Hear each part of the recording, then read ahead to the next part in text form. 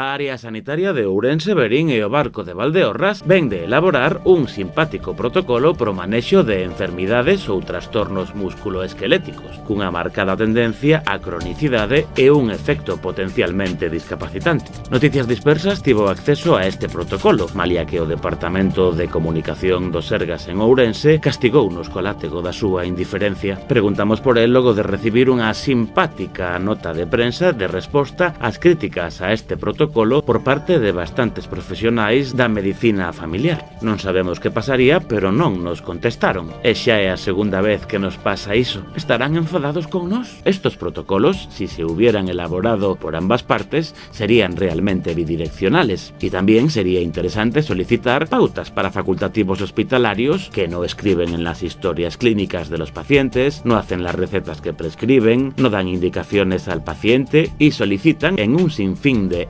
consultas la petición de pruebas que deberían solicitar desde sus servicios, así como tras un año de espera derivan al paciente a otro compañero, lo que implica otra espera eterna. Si buscamos la excelencia y el buen hacer, continúa o documento, debe ser exigida a todos y no solo a un grupo de profesionales a los que a veces se les trata con una carencia de respeto profesional y que se sobrecargan con trabajos que no son suyos. Y en este caso, ya por el bien del paciente.